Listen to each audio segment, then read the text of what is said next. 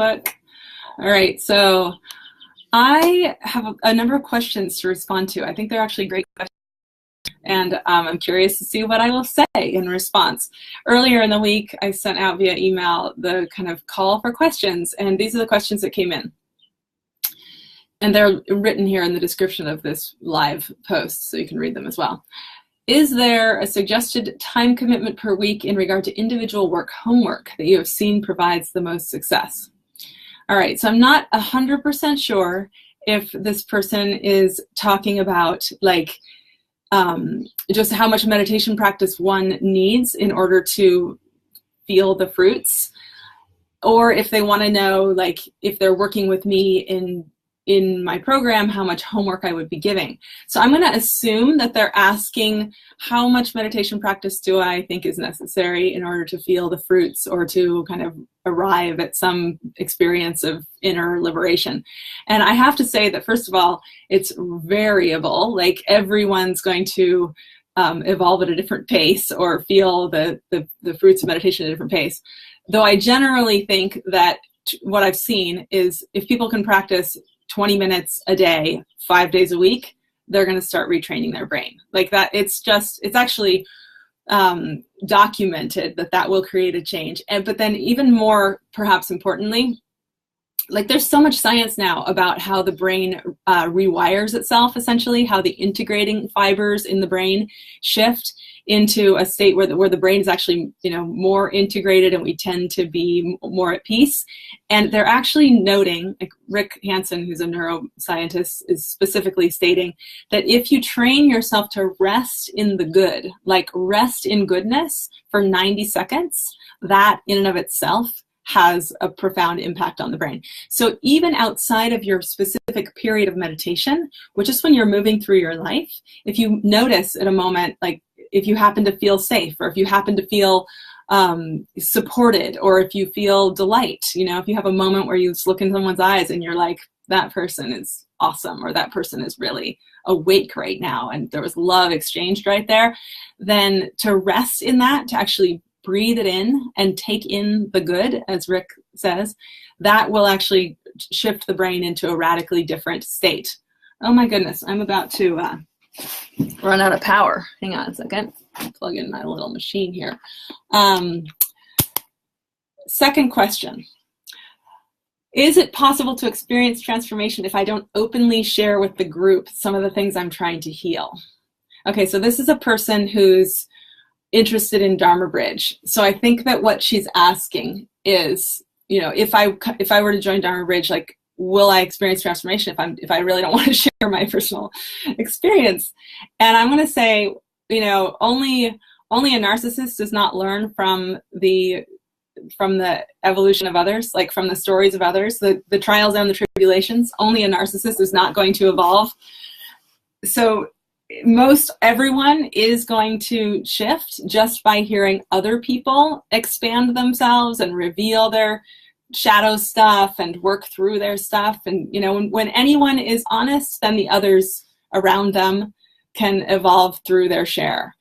But I also want to say that, so yes, the answer is yes. But I also want to say that, our brains are hardwired for negativity. Negativity bias is a real thing, and there's really good reasons for that, evolutionarily. Like, again, I'm going to refer to Rick Hansen, whom I love. Like, if you were living in the time when you were living amongst tigers, or there are tigers in the jungle, there's basically two mistakes that you could make. And one is to assume that there's no tiger when there is a tiger, and the other is to assume that there is a tiger when there's not a tiger. And obviously the first is a much more grave mistake. So if you were to operate like as if there were no potential risk, then you could easily die. Whereas if you move through the world operating like there's risk everywhere, you're just going to be anxious. So we do have to be kind of evaluating risk I mean, it's not intelligent not to evaluate risk, but we also want to be aware of the fact that the brain is so hardwired to evaluate risk that a lot of the times we're creating anxiety for ourselves when there doesn't need to be any. And so this is one of the beautiful things about Sangha. Like Sangha, spiritual community, when we're, once we're kind of nested in it, it essentially reparents us. It can give us the experience of being safe and, not safe all the time, but loved in a world that's unpredictable, to the degree that we start to feel safe when we are safe. And also practice. And I have to say, like, given the first question, hello, Sharon, thanks for being here. Practice, once it becomes consistent, is also capable of giving us this feeling of being at ease, so that we'd be more willing to risk ourselves, to, risk sharing our truth, even when the conditioned mind, the voices of conditioning, are going on about the fact that we're not safe.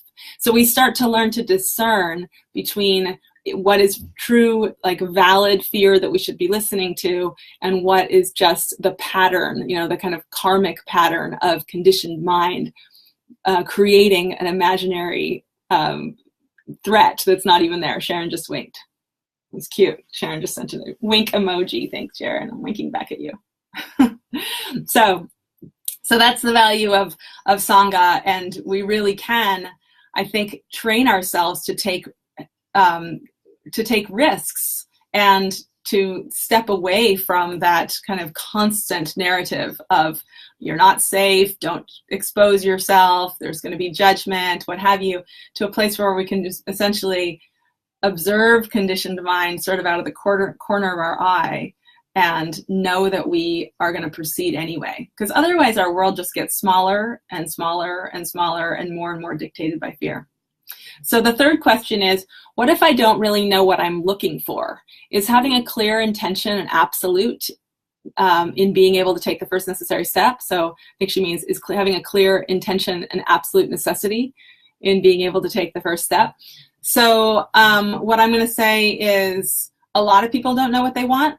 Like, a lot of people really don't have any idea what they want. Just from working with people in the context of therapy and the context of coaching, it's really phenomenal how our truest desires are kind of buried under a slew of imaginary desires.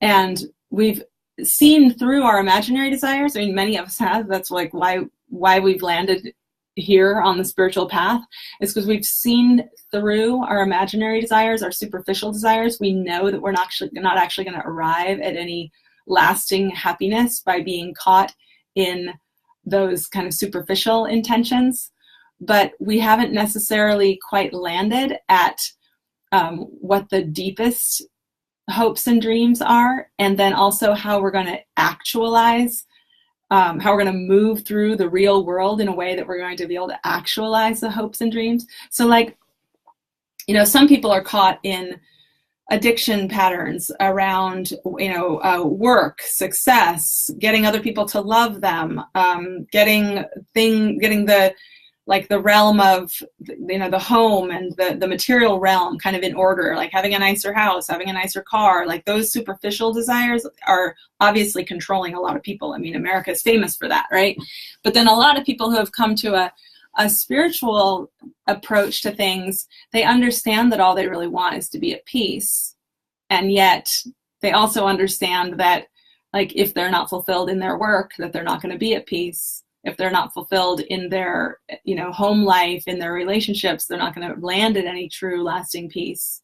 So then how do they discern, like, what are the actions that I need to take in order to arrive at a place of more sustained peace? And I have to say, like, refer back to question number 1. It has to do with practice.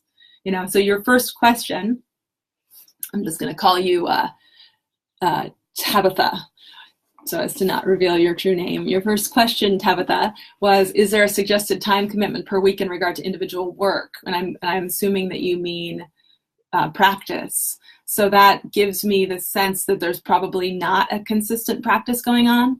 And what I really have seen is that once consistent practice is happening, we do get a lot clearer as to what our our deepest needs and desires are, what our deepest intentions are, and what we're trying to create in our lives, we start to separate the chaff from the grain. Like we start to separate the dross, like the superficial needs and desires, from what we're actually trying to carry ourselves towards in our life. And we also start to see through practice the ways that we're sabotaging our own happiness and fulfillment. So both in terms of seeing the different ways that we are hooked into conditioned mind and therefore creating energies and dynamics in our relationships that render those relationships unfulfilling, we start to see that. And we start to see it in a way where we're not then blaming ourselves for our own shortcomings, but we're starting to recognize, oh, this is what happens when I'm basically under the thumb of conditioned mind. And the only way to get free of that is to add more love, basically to add more metta, more loving kindness, and to sit inside this being with the willingness to see everything that arises. So that's the beautiful thing, is that whenever we get caught in something that's really ugly, it actually becomes an opportunity to just add more love. And in a sense, like the darkest thing that we see on the inside becomes our greatest opportunity. I mean, I think this is what, for those of you who have read the Bhagavad Gita, I'm pretty sure this is what Krishna meant when he said to Arjuna, for a yogi, night becomes day and day becomes night. Like the world kind of flips on its head. The thing that we're most afraid of, the thing that we're most averse to, the darkest shadow within becomes the biggest opportunity. And when we're in the greatest pain, contraction, suffering, that's, we realize is like, that's actually conditioned mind, like writhing, like squirming. And, or the way that Pema Chodron describes this as there's a karmic seed that has come to light and that is actually ready to be burned away. So the greatest pain actually is if you just flip your perspective, just look through a different lens. The greatest pain is actually the revelation of the fact that something in the ego structure is burning and burning and burning away. And that can be really hard to accept when you're in the middle of it. But I also imagine that probably one of you watching this or someone who watches it later will get a little bit more spaciousness around your pain in hearing that. So I hope that's the case. All right, so I'm going to sign off. Fun to get to answer questions. So thank you so much to Tabitha for writing in. And if you guys have any other questions, please go ahead and write in. If you're on my email list, go ahead and respond to any email. And you can ask your questions and I will just take a stab at answering them. It's always fun for me because I get to explore kind of my own perspective on things as well. All right, take care. And if you, Tabitha, are specifically, if your first question was specifically about Dharma Bridge, because I wasn't 100% sure in the reading of it, and I'll write you back and we can figure it out back and forth on email. But, Dharma Bridge is meant to be a program that really supports people at the extent that they can handle it's not an enormous time commitment. Like most of the people that are in it are professionals that have really, really full lives. So it's not like a monastic environment where you are, all in multiple hours or all the time. However, it shifts your seeing so that as you move through the world, everything changes. That's the beauty of the Dharma. All right, lots of love. Bye.